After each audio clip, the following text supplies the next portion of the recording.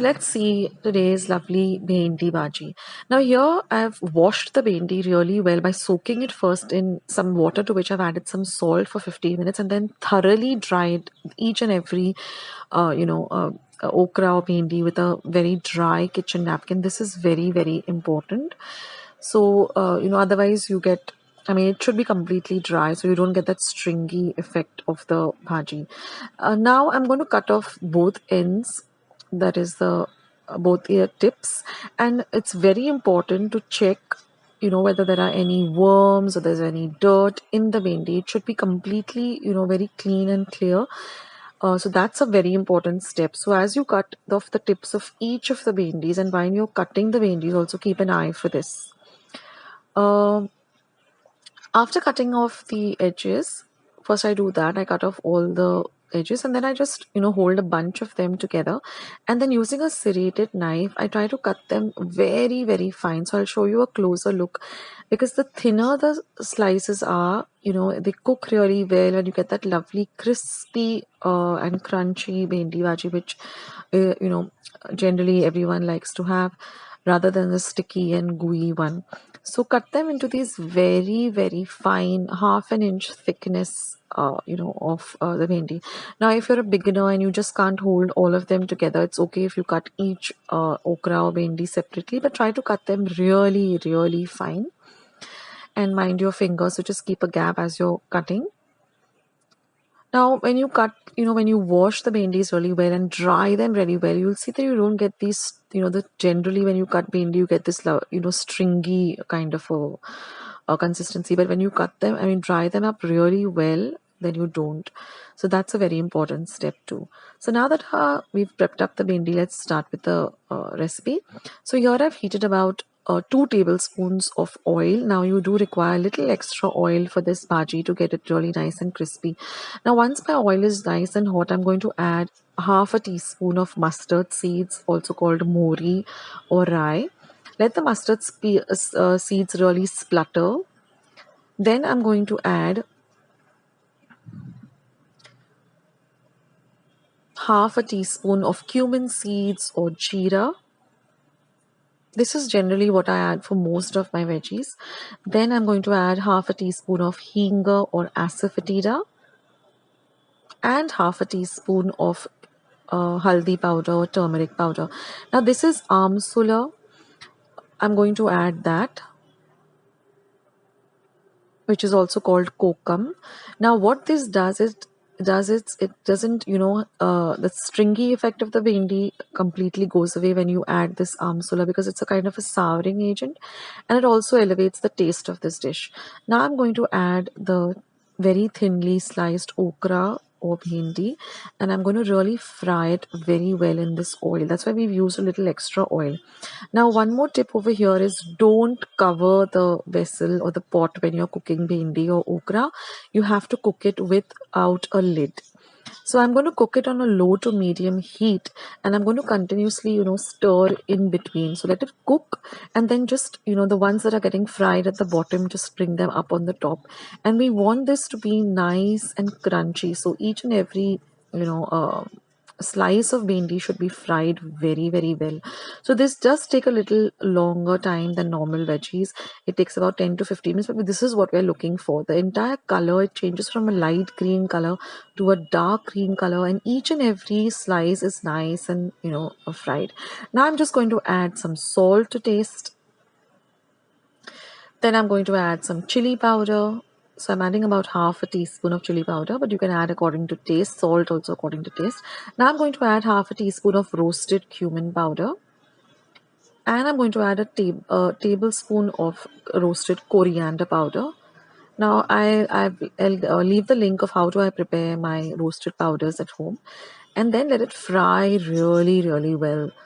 And that's it, friends. This lovely crispy okra is ready, and I love to serve this with dal and rice. It tastes amazing. So do give this recipe a try. So friends, let's see this delicious and healthy recipe of gheodachi bhaji. Now I'm going to show you how to clean it. So you have to take off the tips as I'll show you, and you will see this string kind of thing coming off. So do that at both ends. So don't wash the gouda first. First we're going to clean it. Now just pop it open like this, like you would with a green pea or matar. Check the beans inside. If they are soft or if they look rotten, then just get rid of them. And then just tear the, with your fingers, just tear the gouda into these small pieces like this. Now you may encounter strings, more than once. So that's why it's preferable to do it by hand rather than using the knife. So do get rid of the strings, do otherwise, when you're eating the vegetable, it will really create havoc.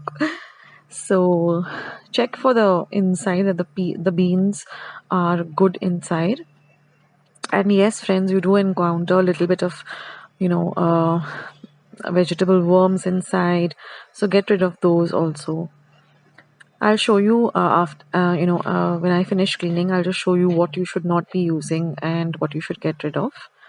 So then with your hands, just stir it because every time, you might get the string or you might not get the string.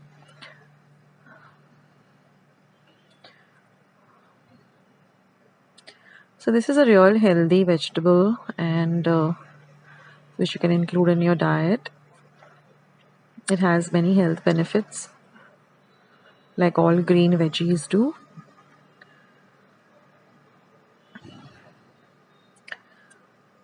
So, while I was cleaning, the ones over here luckily were all very good, but I just had about two or three which had a little bit of, rotten beans inside. Some of them did have vegetable worms, about just one or two. So I had to throw those out, but I will show you what you should get rid of. So now I'll show you what, this is the end result. I've just cleaned it up. So now if you find something looking like this, which is rotten, which has a grayish or a brownish effect inside, but the beans are very soft and mushy, or they look, really old and dried up like this, or they have like a very soft, grayish texture, then get rid of that. Luckily, I had a good, the whole thing was nice, just a few of them. Now I've taken some water in a large bowl. I've added a little bit of salt to it, and I'm just going to add this vegetable to it, and I'm going to soak it for about 15 minutes. It's very, very important that you clean your veggies very, very well. Now, some vegetables you have to clean, soak them first and then clean them, and some you have to clean first and then soak them. So it all depends. But I have explained in all of my videos as to, what is the process. So let it soak for about 15 minutes in this water to which salt has been added. And then I'm going to just take a colander, which I've placed on top of a vessel. And I'm just going to drain all of this, or just lift it up like that and put it over there.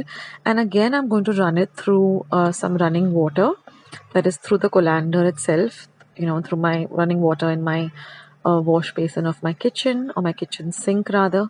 Again, I'm going to rinse it really, really well. So this is how you prep your gouda, and the recipe is very simple. So once you finish prepping, you can always do this a day ahead also. So now I've just heated up a pan on a low flame. To that I'm going to add about 1 tablespoon of oil. Now once the oil is nice and hot, we're going to add our other ingredients, our 40 or tadka ingredients, which is half a teaspoon of mustard seeds or mohri or rye. Let them splutter well. When they begin to splutter, you're going to add half a teaspoon of cumin seeds or jeera. Next, I'm going to add half a teaspoon of asafoetida or hinga and half a teaspoon of turmeric or haldi powder. So for those of you watching most of my recipes, you know that the simple vegetables, especially the Maharashtrian way of making it, just requires these few ingredients for the fooding. So now mix everything really well in the oil, and you're going to add your cleaned up gouda to it, or flat beans, and you're going to mix everything really, really well together.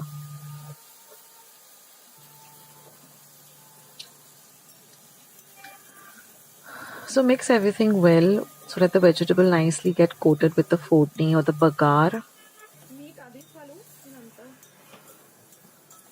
Now this vegetable can be had with some poris or chapatis or some dal, rice, I mean, anything. It's just a an accompaniment to any nice meal.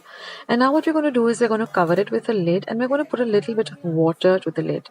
Now, if you're using another, the glass lids with the handle that we generally have at home, you can just cover it with the lid. You don't need to add any water initially. Now, every 3 minutes, just stir it in between. Carefully lift the lid. Just stir it in between every 3 minutes and add a little bit of the water because the water has now become hot. So you can add a little bit of the water so it helps the vegetable to cook. So if you're using a cover with a lid, a glass cover with a handle, just add a little bit of warm water or just sprinkle a little bit of warm water on top so that helps the vegetable cook. So just do this for about 8 to 10 minutes till the gouda is nice and cooked. It takes about 8 to 10 minutes on a low flame. Never cook on a high or flame, always cook on a low flame so the vegetable gets nicely cooked. Now you can see that the gouda is nicely cooked. It becomes a darker green color when it's cooked. So now we're going to add all the lovely seasonings. So I'm going to start by adding salt to taste. Now always add a little salt initially, otherwise then you can always add the salt later after you've tasted it. Never add too much salt because very salty food is not good for health and nobody likes to eat extra salty food. Now I'm just going to add half a teaspoon of red chili powder. Then I'm going to add 1 teaspoon of goda masala or kala masala. I have my homemade goda masala recipe. I'll leave it in the link below. If I forget to do so, just type goda masala Akshata's recipes in the YouTube search button and you will find it. That's the easiest way to find my recipes. Just type the recipe. Like you're looking for upma, just say upma Akshata's recipes and mine will pop up. So now I'm going to add 1 tablespoon of ghee or jaggery. If you're not used to using ghee or jaggery, you can even add a pinch of sugar. A little sweetness, elevates the flavor of this dish.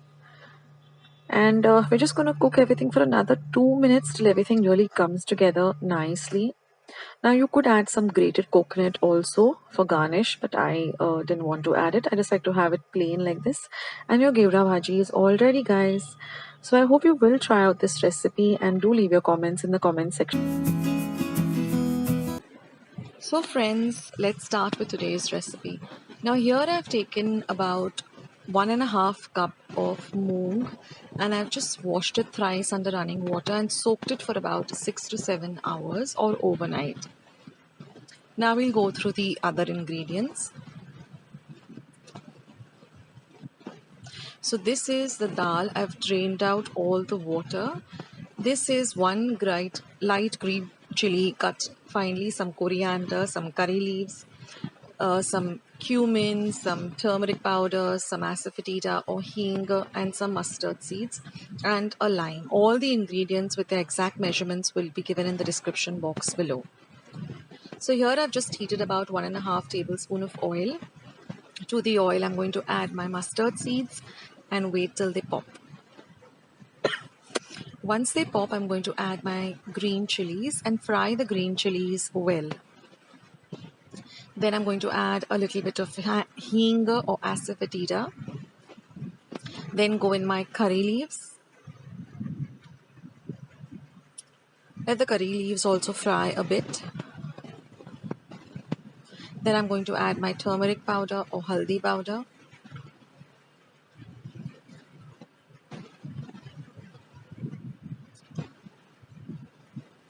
Then I'm going to add my jeera or my cumin seeds. And then I'm going to add this soaked moong dal. That's it, friends. That's all you require. Of course, a little bit of salt. And that's it. So now we're just going to give this all a nice mix so it gets well incorporated with the rest of the bagar or the fodni.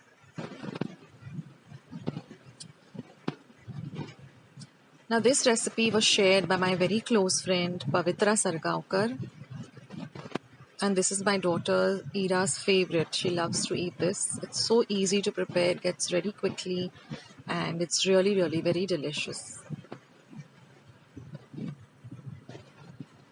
Now I'm going to add some salt to taste.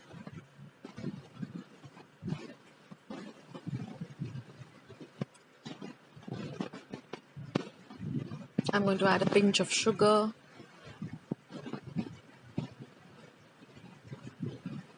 Now we're going to mix everything very well.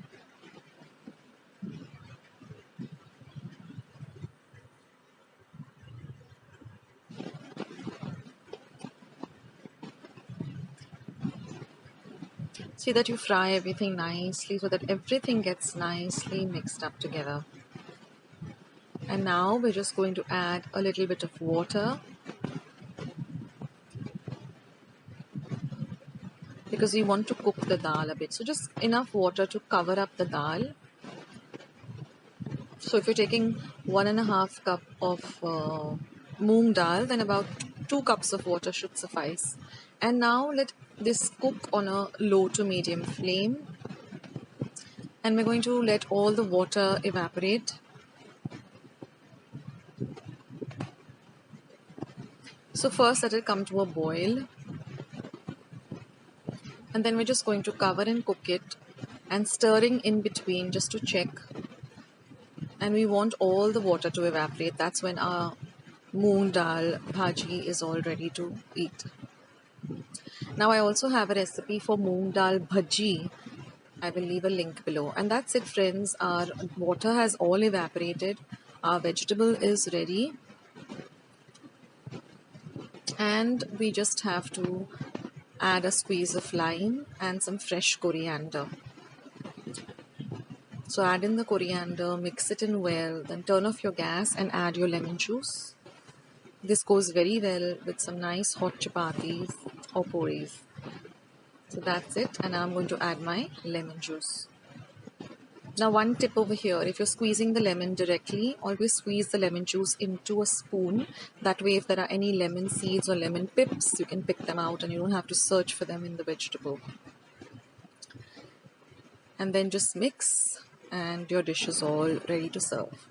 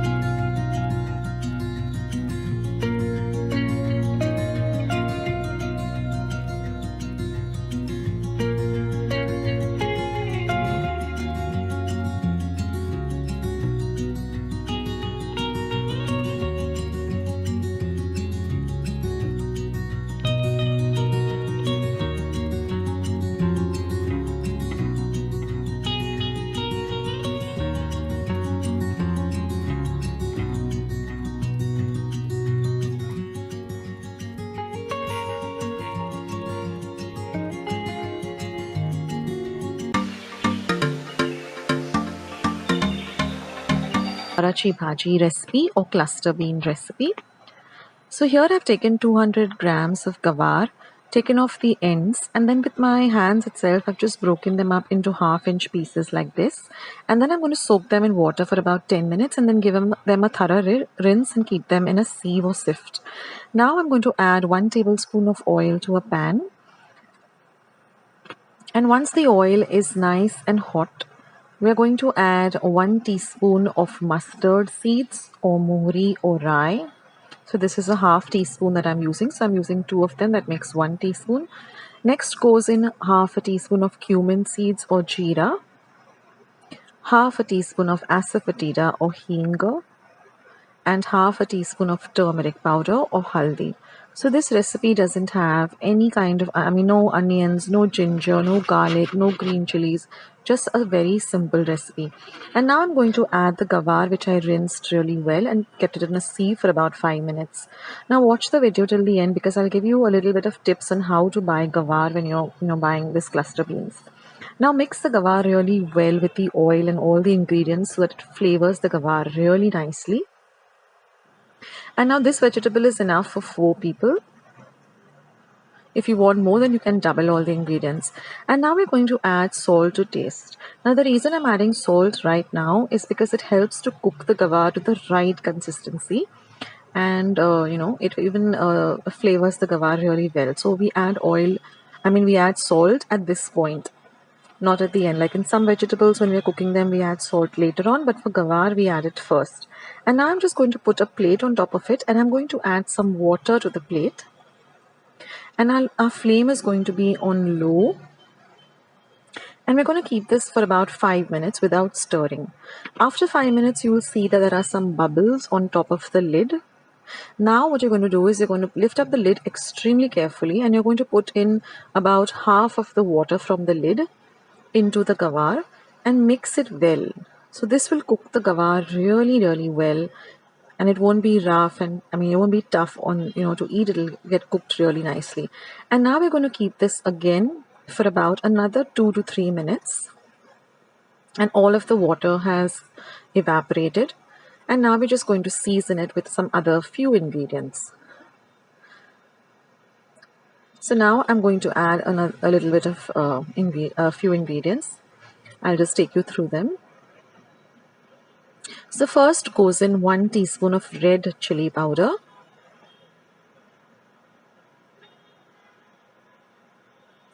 Next, I'm going to add about 2 teaspoons of goda masala or kala masala. Now, this is homemade goda masala or kala masala. So I'll leave a link to the recipe of how I make it. It's very simple. And now mix all of this really nicely together. Now you can see there's a little bit of liquid or water remaining. Most of it has evaporated. And now I'm going to add 1 teaspoon of jaggery or ghul, grated jaggery or ghul, and mix everything nicely together.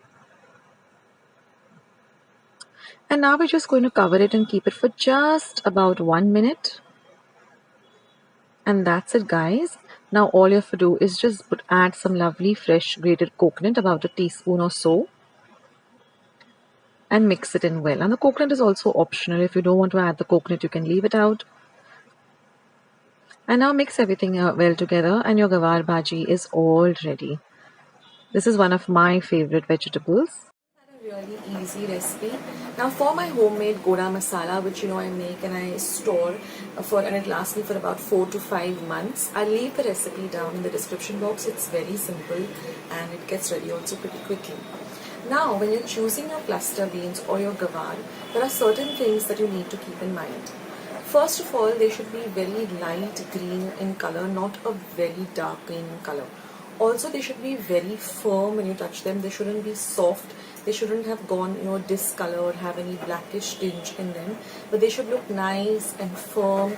And, sometimes if the vendor allows you, the vegetable vendor, you can take one of them and just, break them, and you should get that click sound. It should not be a soft sound.